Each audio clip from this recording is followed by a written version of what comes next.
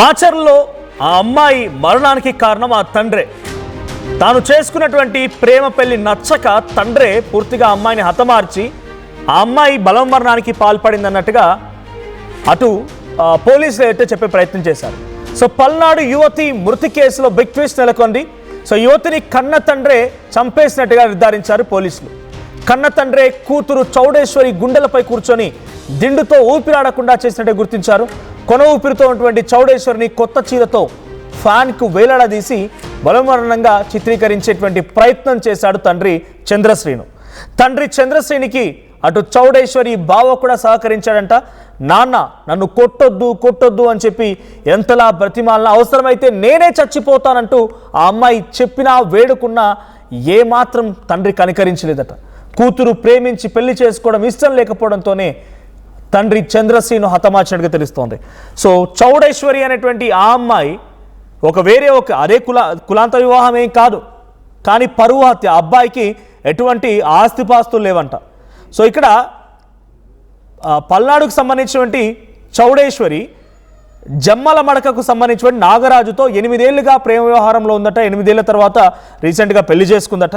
అయితే పెళ్లి చేసుకున్నటువంటి 4 రోజులకే పోలీసులకు ఎదుటి కంప్లైంట్ ఇచ్చారు. ఇటు ఆ తర్వాత పోలీసుల దగ్గర కౌన్సిలింగ్ కోసం అబ్బాయిని ఆ అమ్మాయిని తీసుకొస్తే బలవంతంగా ఆ అమ్మాయిని ఇంటికి తీసుకెళ్లారు. ఇంటికి తీసుకెళ్లిన తర్వాత ఆ అమ్మాయి బలవన్మరణానికి పాల్పడినట్టుగా అటు తల్లిదండ్రులు పోలీసు అయితే కన్ఫెస్ చేస్తే అసలు విషయం ఏంటి అని చెప్పి పోలీసులు పోస్ట్ మార్టం చేయించిన తర్వాత ఆ రిపోర్ట్లో బయటపడ్డ విషయం ఏంటంటే ఆ అమ్మాయి బలవన్మరణానికి పాల్పడలేదు, దాని తాలూకా ఆనవాళ్ళు ఏమీ కనిపించట్లేదంటూ పోస్ట్ మార్టం రిపోర్ట్ ఇన్ఫర్మేషన్ ఆధారితంగా పోలీసులు మళ్ళీ చంద్రశ్రీని అదుపులోకి తీసుకొని తండ్రిని అంటే అమ్మాయి తండ్రి అదుపులోకి తీసుకుని విచారిస్తే అసలు విషయం బయటపడింది. గుండెలపై కూర్చొని అమ్మాయి మొహం పైన దిండేసి ఊపిరాడకుండా చేసి హతమార్చి చీరతో ఫ్యాన్కి వేలాడదీసి ఆ అమ్మాయి బలవన్మరణానికి పాల్పడినట్టుగా చిత్రీకరించే ప్రయత్నం చేస్తే ఎటకలకి పోస్ట్ మార్టం రిపోర్ట్ ద్వారా పోలీసులు తండ్రిని పట్టుకున్నారు. దీనికి సంబంధించి మరిన్ని అప్డేట్స్ మా ప్రతినిధి సాయి అందిస్తారు లైవ్లో. సాయి, ఏం జరిగింది? అటు పోలీసులని కూడా మైమరిపించే ప్రయత్నం చేశారు, కానీ పోస్ట్ మార్టం రిపోర్ట్లో ఆ అమ్మాయి బలవన్మరణానికి పాల్పడలేదు, ఇది కావాలని హతమార్చినట్టుగా ఉన్నట్టుగా రిపోర్ట్ రావడంతో పోలీసులు మళ్ళీ ఇన్వెస్టిగేషన్ మొదలుపెట్టి తండ్రిని విచారించారు. ఒకే కులానికి సంబంధించిన వాళ్ళు ప్రేమించారు, పెళ్లి చేసుకున్నారు, కానీ తండ్రి ఎందుకు ఇంత దారుణంగా తన సొంత కూతుర్నే హతమార్చాల్సి వచ్చింది? అది కూడా పోలీసు అయితే కౌన్సిలింగ్కి వచ్చిన ఆ అమ్మాయిని బలవంతంగా ఇంటికి తెలుసుకెళ్ళినట్టుగా తెలుస్తోంది. అప్డేట్స్ ఏంటి?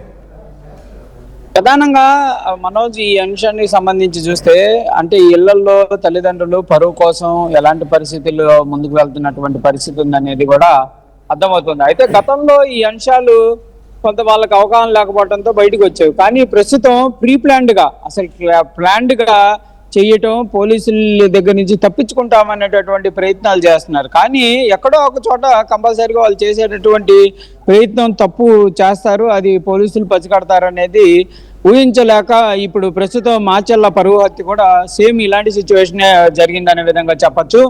తండ్రి అదేవిధంగా యువతి చౌడేశ్వరి బావ అయినటువంటి యువకుడు, వీళ్ళిద్దరూ క్లియర్ గా అమ్మాయిని చంపివేశారు అనేది ఆ పోలీసుల విచారణలో ఒప్పుకున్నటువంటి పరిస్థితి ఉంది. అయితే దాన్ని ముందుగా ఆత్మహత్యగా చిత్రీకరించడం, ఆత్మహత్య చేసుకున్న దానికి కారణాలు లేవంటూ కూడా అందరి ముందు అసలు పూర్తిగా అంటే తండ్రి నిజంగానే తనకు తెలియకుండా కూతురు కోల్పోయినటువంటి విధానం ఏ విధంగా ఉంటుందో అదే విధంగా నటించినటువంటి పరిస్థితులు అయితే ఉన్నాయనే విధంగా చెప్పొచ్చు. ప్రస్తుతం మనం కొన్ని విజువల్స్ కూడా చూస్తున్నాం. ఆ రోజు చనిపోయినటువంటి సందర్భంలో యువతికి సంబంధించినటువంటి బంధువులు కానీ తల్లిదండ్రులు కానీ ఆ రోజు ప్రవర్తించినటువంటి తీరు, కానీ అసలు అంతకులే ఆ విధంగా నటించడం పైన ప్రస్తుతం అందరూ కూడా నివ్వెరపోతున్నటువంటి పరిస్థితులు అయితే ఉన్నాయి. ఏదైనా కూడా పోస్ట్ మార్టం రిపోర్ట్లు అనేవి అనేక మంది నిందితుల్ని బయటికి తెచ్చేటటువంటి అవకాశాలు ఉంటాయంటానికి ప్రస్తుతం పరువు హత్య మాచర్లో జరిగినటువంటి అంశం కూడా ఒక సంఘటనగా చెప్పుకోవచ్చు. ముందుగా ఆత్మహత్య అన్నారు, దానిపైన విచారణ చేపట్టాలనే విధంగా కోరారు, పోలీసులకు ఫిర్యాదులు చేశారు, అన్నీ చేశారు.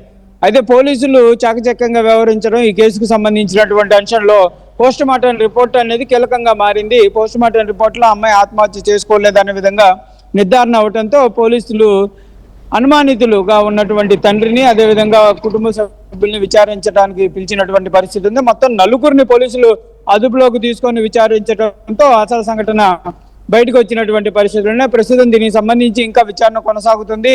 అసలు ఏం జరిగింది ఏంటనే కోణంలో ప్రస్తుతం పోలీసులు అయితే దర్యాప్తు చేస్తున్నారు. చౌడేశ్వరి తన సేమ్ సామాజిక వర్గానికి సంబంధించినటువంటి ఒక యువకుడిని ప్రేమించి పెళ్లి చేసుకోవడం జరిగింది. అయితే దీనిని ఇష్టం లేనటువంటి తల్లిదండ్రులు వ్యతిరేకిస్తూ వచ్చారు. ఈ మధ్యలో వాళ్ళపైన కేసులు పెట్టడం, వాళ్ళని విడదీసేటటువంటి ప్రయత్నం చేయడం, అనేక ప్రయత్నాలు చేయడం జరిగింది. దీంతో అవన్నీ కూడా సక్సెస్ కాకపోవడంతో ఇంకా పూర్తిగా కూతుర్నే తొలగించాలనేటటువంటి ప్రయత్నం చేసుకోవటం, దాన్ని పక్కా ప్రణాళికగా అమలు చేశారు. కానీ వాళ్ళు చేసేటటువంటి చిన్న చిన్న తప్పిదాల్లో ప్రస్తుతం పోలీసులు అయితే వాళ్ళని పట్టుకున్నారు. ఏదైనా కూడా ప్రేమ వివాహానికి సంబంధించినటువంటి అంశంలో ఒకవేళ ఇష్టం లేకపోతే వాళ్ళని బతకమంటే వాళ్ళే బతికే వాళ్ళేమో. కానీ ప్రస్తుతం కూతుర్ని చంపేసి ఈయన అంతకులుగా మారినటువంటి పరిస్థితి ఉంది. కూతుర్ని కోల్పోయినటువంటి పరిస్థితులు ఉన్నాయి. ఇప్పుడు యువకుడు తరపు వాళ్ళు తీవ్ర విషాదంలో ఉన్నారు. ఇటు బంధువులంతా కూడా తీవ్ర విషాదాన్ని వ్యక్తం చేస్తున్నటువంటి పరిస్థితులు ఉన్నాయి. యువతకి సంబంధించి దగ్గర ఎవరైతే స్థానికులు ఉంటారో నిర్వాహకులు ఎంతమంది పాల్గొన్నారు, అటు బావాలు కూడా పార్టిసిపేట్ చేసినట్టు తెలుస్తోంది. తల్లికి తెలుసా ఇన్ఫర్మేషన్ మొత్తాన్ని కూడా తన కూతుర్ని హతమార్చే విషయంలో ఇంతమంది కుట్ర పన్నారు, కావాలని టార్గెట్ చేసి హతమార్చారన్న విషయం ఆ కుటుంబంలో తల్లికి తెలుసా? ఎంతమంది అరెస్ట్ చేశారు పోలీసులు? అంటే ప్రధానంగా డైరెక్ట్ గా అయితే ఆ హత్య అంటే ఆ అమ్మాయిని దుండు అదిమి చంపినటువంటి సంఘటనలో తండ్రి, అతనికి బావ అంటే యువతి బావ ఇద్దరు కూడా చేసినట్లు కూడా తెలుస్తుంది. అతను సహకరించడంతో తండ్రి ఈ ఘాతుకానికి కూడా పాల్పడినటువంటి పరిస్థితి ఉంది. అయితే ఈ సంఘటన తల్లికి కూడా తెలుసు అనే విధంగా తెలుస్తుంది. వాళ్ళు కూడా అంటే తల్లిదండ్రులు ఇద్దరు వ్యతిరేకించారు. ఈ ప్రేమ వివాహాన్ని వ్యతిరేకించడం, అనేక సార్లు విడదీసేటటువంటి ప్రయత్నం చేస్తాం, వాళ్ళపైన కేసులు పెట్టడం అనేక సార్లు జరిగింది. కౌన్సిలింగ్ పిలిచారు, పోలీసులు కౌన్సిలింగ్ కూడా ఇవ్వడం జరిగింది. అయినా కూడా వాళ్ళు మారినటువంటి పరిస్థితి లేదు. తల్లిదండ్రులే ఈ అంశంలో క్లియర్ గా వాళ్ళే నిర్ణయం తీసుకొని ఆ అమ్మాయిని తొలగించాలనే విధంగా ఇద్దరు కలిసే ఆ నిర్ణయం తీసుకోవడం జరిగింది. కాకపోతే ఆ జరిగినటువంటి సంఘటనలో తల్లి లేదనే విధంగా తెలుస్తుంది.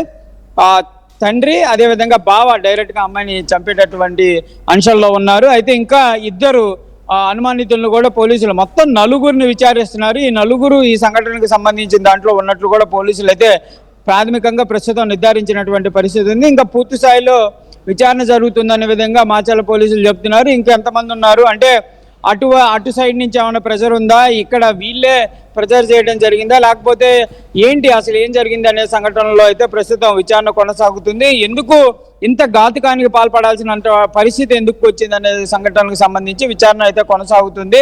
ప్రేమ వివాహమే, ఇద్దరు ఒకే సామాజిక వర్గం, కాకపోతే ఆర్థికంగా యువతికి సంబంధించినటువంటి తండ్రి కొంత బలంగా ఉండటం, యువకులు కొంత ఆర్థికంగా లేని వాళ్ళు అవటం సంఘటన జరిగినట్లయితే ప్రస్తుతం నిర్ధారించారు. అయినా కూడా ఇంకా ఈ హత్యకు సంబంధించిన దాంట్లో ఎవరెవరు పాల్గొంటారు అనే దానికి సంబంధించి అయితే మొత్తం నలుగురు అనుమానితుల్ని అదుపులో తీసుకున్నారు. అందులో తండ్రి, బావ అయితే ఈ ఘాతుకానికి పాల్పడ్డట్టు కూడా వాళ్ళైతే పోలీసులు విచారణలో ఒప్పుకున్నట్టు తెలుస్తుంది. మరో వాళ్ళిద్దరు పాత్ర ఏంటనేది తెలియాల్సినటువంటి పరిస్థితి ఉంది. Manoj, thank you Sai. So మొత్తంగా చౌడేశ్వరిని కన్న తండ్రే పక్కాగా తను ప్రేమించి పెళ్లి చేసుకున్నటువంటి ఆ అబ్బాయికి ఆస్తిపాస్తులు ఏమి లేవు, ప్రేమ పెళ్లి నచ్చక అమ్మాయిని బలవంతంగా పోలీసుల దగ్గర కౌన్సిలింగ్ ఉండగా ఇంటికి తీసుకువెళ్ళి ఆ అమ్మాయిని హతమార్చాడు తెలుస్తోంది. గుండెలపై కూర్చొని దిండుతో మొహంపై నొక్కు పెట్టి ఊపి ఆడకుండా చేసి హతమార్చి ఆ తర్వాత ఒక చీరతో ఒక ఇంట్లో వేలాడదీసి ఆ తర్వాత అమ్మాయి బలవన్మరణానికి పాల్పడినట్టుగా చిత్రీకరించే ప్రయత్నం చేశారు. కానీ పోస్ట్ మార్టం రిపోర్ట్లో తన బలవన్మరణానికి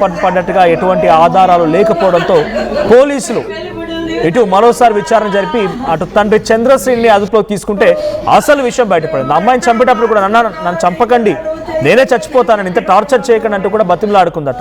ఇప్పుడు పోలీసుల దగ్గర అటు తండ్రి చంద్రశ్రేణితో పాటుగా మరికొంతమంది ఎవరైతే ఈ కేసులో ఇన్వాల్వ్ అయి ఉన్నారో అటు బావ అన్నట్టు తెలుస్తోంది. చౌడేశ్వరికి బావ అవుతారు వరుసకి. సో వారిని కూడా అదుపులోకి తీసుకున్నారు. సో ప్రజెంట్ పోలీసులు అదుపులో ఉన్నారు అంతా కూడా. సో తండ్రి ఏకంగా ఇదొక పరువు హత్యగా చూడాలి. తండ్రి 23 ఏళ్ల పాటుగా అమ్మాయిని పెంచాడు, మంచిగా చక్కగా చూసుకున్నాడు, చదువులు చెప్పించాడు, చాలా అందంగా ఉంది అమ్మాయి చూడండి.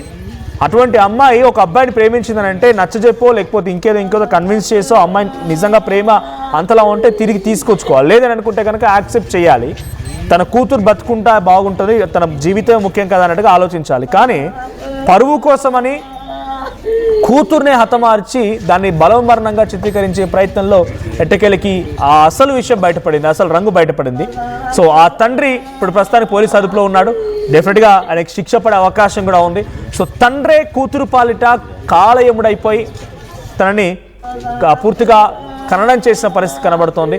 సో ఇటువంటి సంఘటన విన్నప్పుడల్లా ఇప్పటికీ ఇంకా ఇప్పుడు కూడా ఇంకా కులాల పేరిట మతాల పేరిట పరువు హత్యలు జరుగుతున్నాయంటే ఇటువంటి వార్త విన్నప్పుడు మీకేమనిపించింది కామెంట్ చేయండి.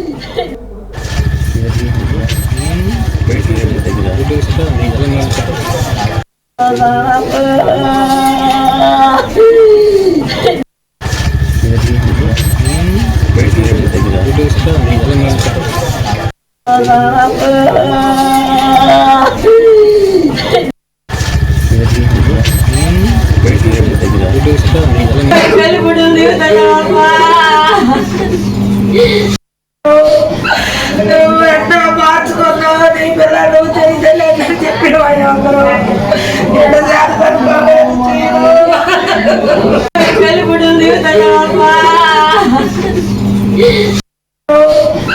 నువ్వు ఎన్నో మార్చుకున్నావు.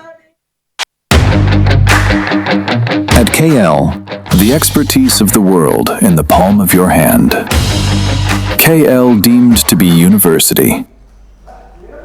This content had some disturbing visuals. Viewer discretion is advised. ఈ కాంటెంట్లో మీరు కొంత కలవరపాటు గురి చేసే అంశాలను తగు జాగ్రత్తలు తీసుకోమని ఆర్టీవీ హెచ్చరిస్తోంది.